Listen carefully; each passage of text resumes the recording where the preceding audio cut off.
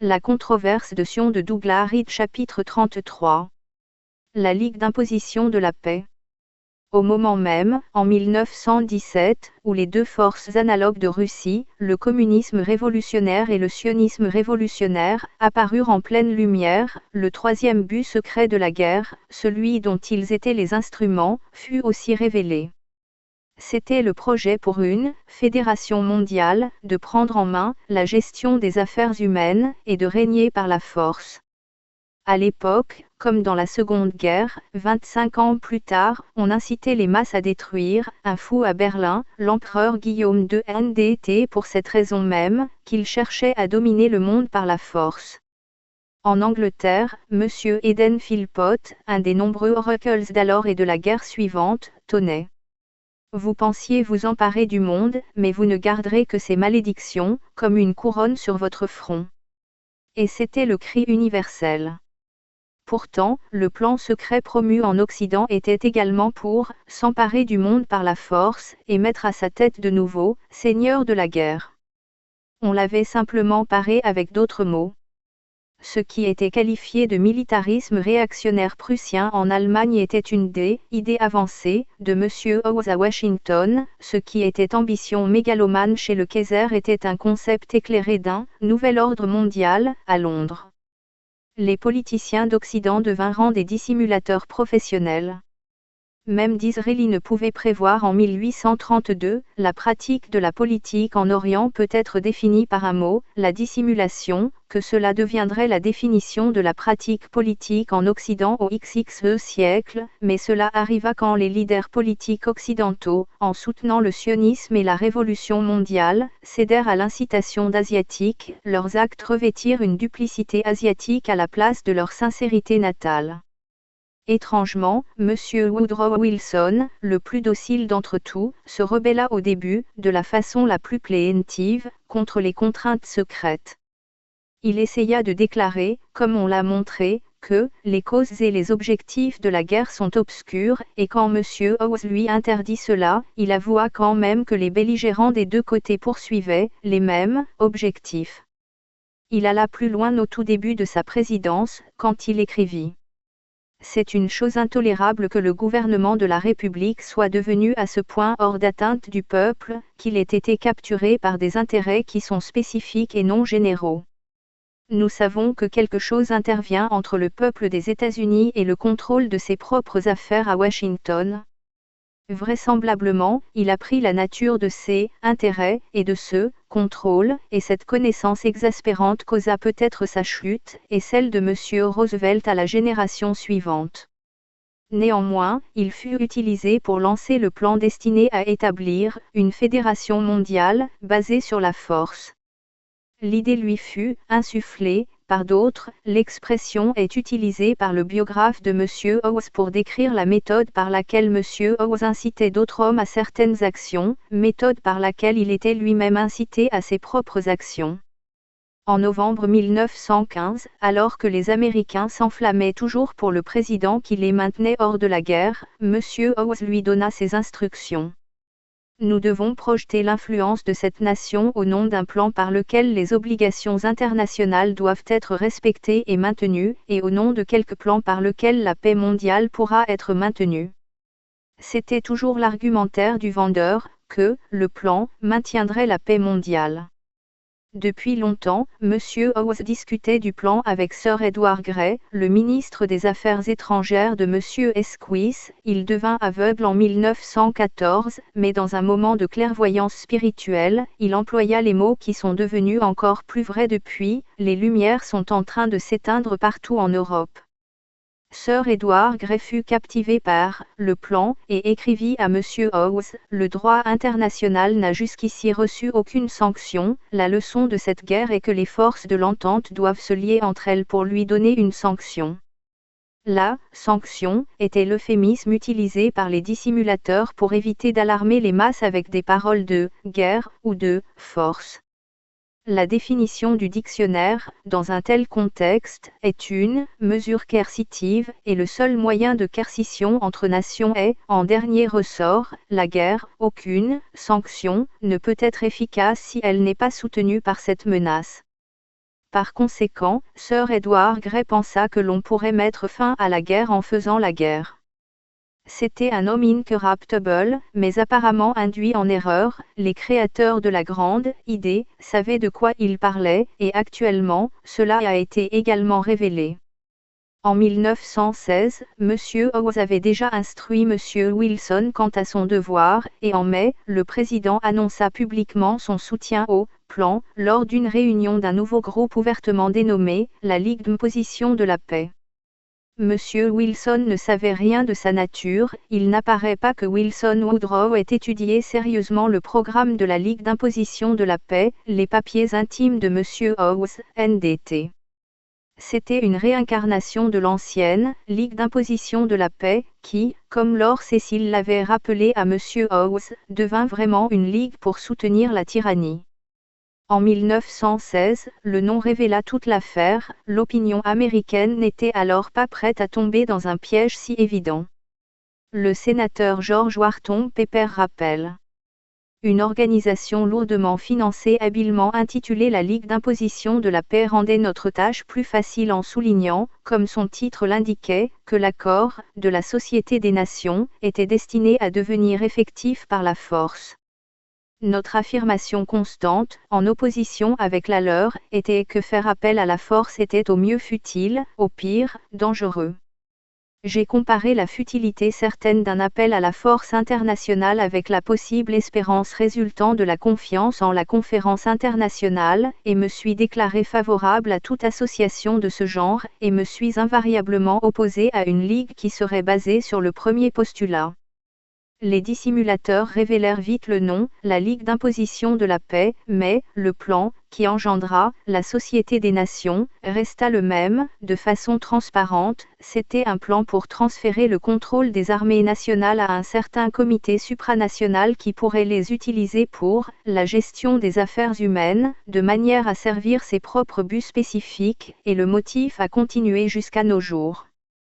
Comme dans le cas précédent du sionisme, le président Wilson s'engagea bien avant le moment crucial, par sa déclaration publique de mai 1916, et aussitôt que l'Amérique fut en guerre, avril 1917, il annonça qu'il était impliqué dans une entreprise destinée à fonder un nouvel ordre international. Cette déclaration fut faite au moment de la première révolution en Russie et de la préparation de la déclaration Balfour. Ainsi, les trois grands plans avancèrent-ils ensemble jusqu'en Occident, et ce projet-là était le couronnement du travail effectué par les deux autres. Son principe de base était la destruction des États-nations et de la nationalité, si bien qu'il était l'expression, sous forme moderne, du conflit antique entre l'Ancien et le Nouveau Testament, entre la loi lévitique et le message chrétien. La Torah Talmud est la seule source originale qu'on puisse découvrir, concernant cette idée de « destruction des nations ». M. Howes pensait qu'il était presque impossible de suivre à la trace une idée, jusqu'à sa source, mais dans ce cas, la piste peut être remontée tout au long siècle jusqu'à 500 avenue J.C. et nulle part elle n'a été effacée au cours de ces 2500 ans. Si, avant cette époque, quiconque au sein du monde connu avait transformé ce principe destructif en code et en doctrine, ils sont tous tombés dans l'oubli. L'idée contenue dans la Torah Talmud est restée intacte à travers toutes les générations. Le Nouveau Testament la rejette et parle du prix des nations, non de leur destruction. La Révélation prévoit un jour où ce processus du prix des nations prendra fin. Ceux qui cherchent à interpréter la prophétie pourraient très bien voir en la Ligue d'imposition de la paix, sous ses pseudonymes successifs, l'instrument de Seth, du prix, condamné à échouer au final. M. Howes ayant décidé, et M. Wilson ayant déclaré, un nouvel ordre international devait être établi. M. Howes, selon M. Howden, fondit un groupe connu comme The Inquiry, l'enquête, NDT, pour établir un plan. Son chef était son beau-frère, le Dr Sidney Mises, alors président du collège de la ville de New York, et son secrétaire, un certain M. Walter Lippmann, écrivant alors pour The New Republic. Un certain Dr Isaiah Bowman, alors directeur de la Société géographique américaine, apportait conseils et aide personnelle. Le groupe d'hommes placés comme responsables de The Inquiry était donc principalement juif, bien que dans ce cas, il ne s'agissait pas de juifs russes, cela pourrait indiquer la véritable nature de l'autorité supérieure mentionnée par l'allusion du docteur Castaina, une internationale juive, et on peut ainsi raisonnablement voir l'inspiration juive apparaissant dans le plan qu'il produisit. C'était, dit M. Aoudan, un projet de « Convention pour une société des nations » auquel M. Howes apposa sa signature en juillet 1918. Le président Wilson n'était pas et n'a jamais prétendu être l'auteur de l'accord. C'est donc ici que se trouvent les origines de la Société des Nations. La conférence de paix se profilait au loin quand M. Howes se préparait à lancer ce « nouvel ordre mondial » et ses premiers actes pointèrent vers l'identité du groupe de contrôle derrière les gouvernements occidentaux. Parmi les problèmes à traiter à la conférence qui conclut la guerre de 1914 à 1918, le sionisme et la Palestine, questions inconnues des masses au début de la guerre, se retrouvèrent en position élevée, sinon primordiale. Le président Wilson, pour cette raison, sembla connaître des moments d'exaltation entrecoupés de longues périodes de découragement. Le rabbin Stephen Wise, de son côté, dépeignit l'entreprise palestinienne en des termes tels que le président, ravi, soliloqua, pensez que moi, un fils de presbytère, je puisse être à même d'aider à rendre la terre sainte à son peuple. Tandis qu'il se contemplait ainsi dans le miroir de la postérité, le rabbin à ses côtés le compara au roi perse Cyrus, qui avait permis aux Juifs exilés sur sa terre de retourner à Jérusalem. Le roi Cyrus avait permis aux natifs judaïtes, s'ils le souhaitaient, de revenir en Jude après quelques 50 années. On exigea du président Wilson qu'il transplante les Khazars judaïsés de Russie sur une terre laissée par les Juifs originels quelques 18 siècles auparavant. De l'autre côté de l'Atlantique, le docteur Weizmann se préparait pour la conférence de paix. Il était alors apparemment l'un des hommes les plus puissants au monde, un potentat, ou l'émissaire de potentats, à qui, les élus dictateurs, de l'Occident rendaient d'humbles hommages. À un moment, en 1918, où le destin de l'Angleterre était en jeu sur le front occidental, une audience du roi d'Angleterre fut reportée. Le docteur Weizmann se plaignit si impérieusement que M. Balfour rétablit immédiatement le rendez-vous, excepté pour le lieu de la rencontre, qui était le palais de Buckingham. Il semble en fait que M. Weizmann accorda une audience au monarque. Pendant la Seconde Guerre mondiale, le dictateur soviétique Staline, pressé par les leaders occidentaux de tenir compte de l'influence du pape, demanda avec rudesse « Combien de divisions a le pape ?» Tout du moins, telle était l'anecdote, racontée maintes fois dans les clubs et les pubs, et pour les gens simples, cela semblait exprimer une vérité essentielle en quelques mots. Le cas du docteur Weizmann montre à quel point c'était essentiellement faux. Il n'avait pas un seul soldat, mais lui et l'international qu'il représentait étaient capables d'obtenir des capitulations jamais gagnées auparavant, sauf par des armées conquérantes. Il dédaignait les capitulants, tout comme la scène de ses triomphes. Il écrivit à Lady Crowe, « Nous détestons de la même façon les antisémites et les philosémites. » Monsieur Balfour, Monsieur Lloyd George et les autres, amis, étaient philosémites au premier degré, dans l'acception du mot selon le docteur Weizmann, et se surpassaient en obséquiosité envers l'homme qui les méprisait. Quant à l'Angleterre elle-même, le docteur Weizmann, 2 décennies plus tard, alors qu'il contemplait les bêtes sauvages du parc national Kruger, soliloqua, « Ce doit être chose merveilleuse d'être un animal dans la réserve naturelle sud-africaine, beaucoup mieux que d'être un juif à Varsovie ou même à Londres. » En 1918, le docteur Weizmann décida d'inspecter son royaume d'élection. Quand il atteignit la Palestine, l'attaque allemande en France avait commencé, les armées britanniques épuisées battaient en retraite, et la plupart des troupes européennes en Palestine étaient évacuées pour renforcer les armées en France. À un moment comme celui-là, il exigea que la première pierre d'une université hébraïque soit posée avec toute la pompe officielle. Lord Allenby protesta que « les Allemands sont presque aux portes de Paris ». Le docteur Weizmann répondit que ce n'était qu'un épisode. Lord Allenby s'entêta, le docteur Weizmann persista, Lord Allenby, contraint et forcé, en référa à M. Balfour, et reçut immédiatement, par télégramme l'ordre d'obéir. Avec une grande panoplie d'officiers d'état-major, de troupes et de présenter armes, uniquement perturbés par le bruit des combats britannico-turcs au loin, le docteur Weizmann tint alors sa cérémonie sur le mont Scopus. Je me rappelle ces jours en France. Même un demi-million de soldats britanniques en plus auraient transformé la bataille, une multitude de vies auraient été sauvées, et la guerre probablement terminée plus tôt. L'épreuve française et britannique en France faisait des vacances sionistes en Palestine. Quand la guerre se termina finalement, le 11 novembre 1918, nul hormis le docteur Weizmann ne fut au déjeuner l'invité unique de M. Lloyd George, qu'il trouva, en train de lire les psaumes, et presque en pleurs.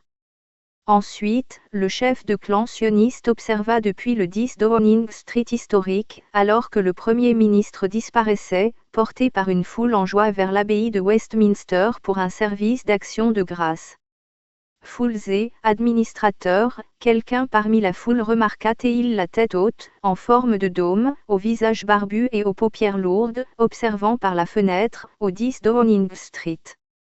Puis, le docteur Weizmann mena une délégation sioniste à la conférence de paix de 1919, où le nouvel ordre mondial devait être établi.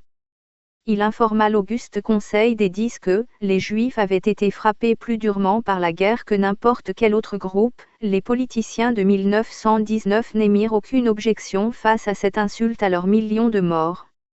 Cependant, un juif protestataire, M. Sylvain Lévy, de France, tenta au dernier moment de leur instiller la prudence.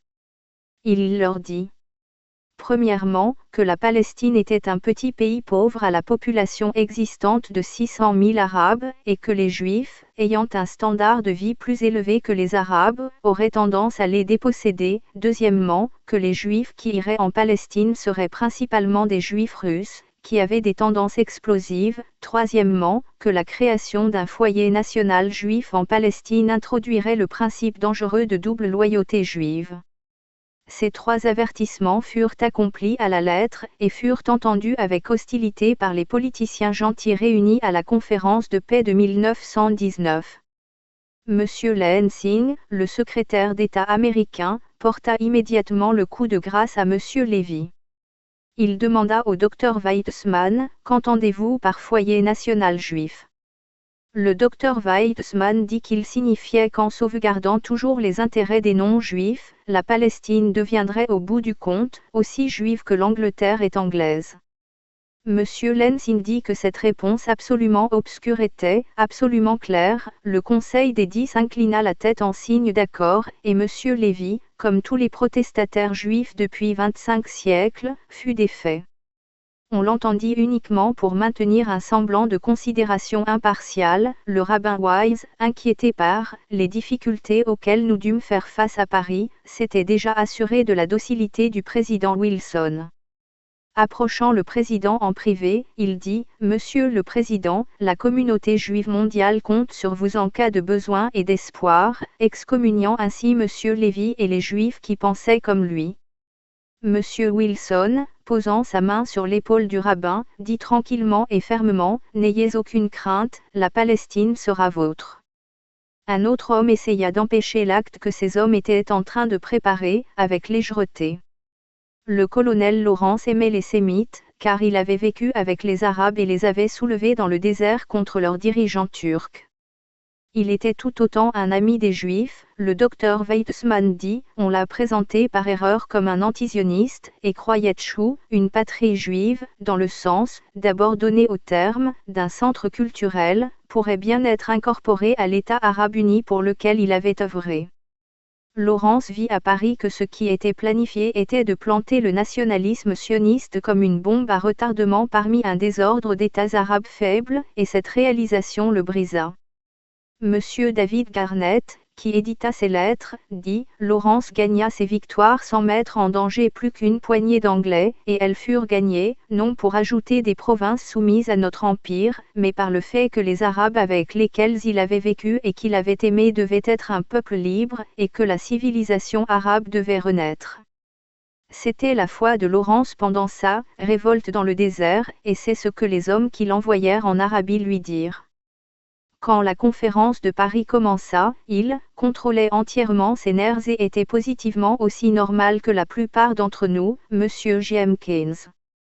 Il arriva en croyant à la promesse du président Wilson, le discours des 14 points, le 8 janvier 1918, les nationalités sous autorité turque devraient être assurées d'une sécurité d'existence incontestable et d'une opportunité absolument indépendante de développement autonome. Il ne pouvait pas savoir que ces mots étaient faux, parce que M. Wilson était secrètement engagé envers le sionisme, par le biais des hommes qui l'entouraient. Après la réponse du Dr Weizmann à M. Lansing, et son approbation par le Conseil des 10, la trahison devint claire à Lawrence, et il montra la désillusion, l'amertume et la défaite résultant de la conférence de paix. Il avait une foi totale sur le fait que le président Wilson assurerait l'autodétermination pour les peuples arabes. Quand il se rendit à la conférence de paix, il était complètement désillusionné quand il en revint, M. Garnett. Lawrence lui-même écrivit plus tard. Nous avons vécu de nombreuses vies dans le tourbillon de ces campagnes, dans le désert, ne nous épargnant jamais aucun bien ni mal. Pourtant, quand nous avons atteint le but et que le nouveau monde est né, les vieillards sont sortis de nouveau et nous ont pris notre victoire, et l'ont remodelé d'après l'ancien monde qu'ils connaissaient. Mon intention était de faire une nouvelle nation, de redonner au monde une influence perdue, de donner à 20 millions de sémites les bases sur lesquelles construire un palais de rêve inspiré de leur pensée nationale.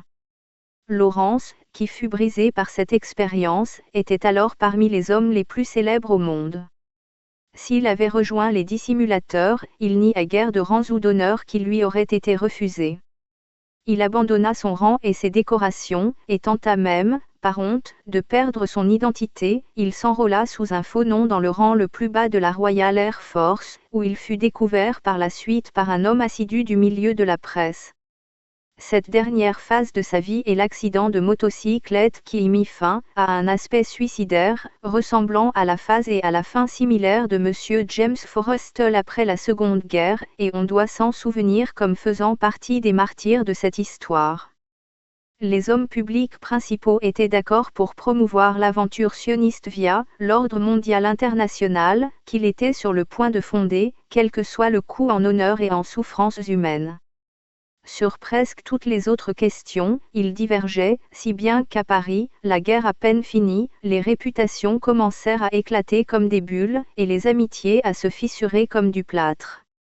Une rupture eut lieu entre le président Wilson et sa deuxième personnalité, son moi indépendant. Une brouille semblable et mystérieuse devait diviser le président Roosevelt et son autre moi, M. Harry Hopkins, à la fin d'une autre guerre. Chaos était à son zénith. Les premiers ministres, les ambassadeurs et les délégués l'assiégeaient à l'hôtel Crillon. En un seul jour, il donna 49 audiences à de tels grands personnages. Une fois, le Premier ministre français, M. Clémenceau, passa quand M. Wilson était avec M. Howes. On exigea du président qu'il se retire, tandis que les deux grands hommes s'entretenaient en privé. Peut-être l'humiliation finit-elle par briser M. Woodrow Wilson. Il fut frappé d'une maladie mortelle à Paris, comme M. Franklin Roosevelt à Yalta, bien que M. Wilson vécut plutôt plus longtemps. Apparemment, plus jamais les deux hommes ne se revirent ni ne communiquèrent entre eux. M. Howes se contenta de rapporter « Ma séparation de Woodrow Wilson fut, et est toujours pour moi un mystère tragique, un mystère qui ne pourra maintenant jamais être dissipé, car son explication est enterrée avec lui. » Les illusions de pouvoir étaient en train de se dissoudre. Ces hommes ne furent jamais véritablement puissants, parce qu'ils agissaient en tant qu'instruments d'autres hommes. Ils ont déjà un air fantomatique dans les annales, et si les places et les boulevards nommés d'après eux portent toujours leur nom, peu se souviennent de qui ils étaient. M. Wilson retourna en Amérique et mourut peu après. Il ne fallut pas longtemps pour que M. Howes devienne solitaire et oublié, dans l'appartement de la 35e rue A. M. Lloyd George se retrouva dans un désert politique et fut seulement capable d'achever la ruine d'un parti libéral qui avait autrefois été grand. En une décennie, il se retrouva à la tête de 4 disciples. M. Balfour, pendant encore quelques années, hanta distraitement St. James's Park. Ils ne furent pas capables d'accomplir tout ce que leurs mentors souhaitaient. Secoué par la violence des objections américaines, M. Wilson refusa absolument d'accepter la demande française pour la création d'une force internationale qui devait fonctionner sous le contrôle exécutif de la Ligue. La Constitution américaine, se souvint soudainement le président, ne permettait pas une telle reddition de souveraineté. Ainsi, le pire fut évité, au cours de cette génération. Les hommes secrets, qui continuèrent à être puissants quand ces élus dictateurs et ces administrateurs flexibles furent dépouillés de leur semblant de pouvoir, durent attendre la Seconde Guerre mondiale pour mettre la main sur les armées des États-nations. Alors, ils réalisèrent leur Ligue d'imposition de la paix, presque, mais encore pas tout à fait, dans l'intégralité du pouvoir despotique qu'ils convoitaient. En 1919 ils ont dû se contenter d'une première expérience modeste, la Société des Nations. Les États-Unis ne la rejoindraient même pas, les masses en Amérique, inquiétées par les résultats de la guerre et luttant instinctivement pour regagner la zone de sécurité aucun enchâtrement étranger, n'acceptait rien de tout cela. La Grande-Bretagne rejoignit la Ligue, mais sous d'autres premiers ministres que M. Lloyd George, refusait de céder le contrôle de ses armées. La voie vers le genre de « nouvel ordre mondial » prévu par M. Howe et ses souffleurs était bloquée pour l'instant. Néanmoins, une voie fut trouvée, via la Société des Nations, pour ouvrir une brèche fatidique, et probablement fatale, dans la souveraineté britannique. L'autorité de cette Société des Nations, quel que fût ce qu'elle représenta, fut utilisée pour couvrir l'utilisation de troupes britanniques comme garde du corps pour les sionistes ayant l'intention de s'emparer de la Palestine. Le système employé pour donner ce semblant d'air légal à l'acte fut appelé le mandat, et j'ai montré précédemment où naquit ce dernier. Par ce moyen, la Société des Nations fut capable d'installer les sionistes de Russie en Arabie, où ils révélèrent les tendances explosives, prédites par M. Sylvain Lévy en 1919, et apparentes à tous aujourd'hui, en 1956. Ce fut le seul accomplissement du « nouvel ordre mondial » installé en 1919, et par le test antique, cui bono. À qui profite le crime? NDT, on peut juger de la paternité de cette idée. L'histoire du mandat et d'un homme qui tenta de l'empêcher constitue donc le chapitre suivant de ce récit.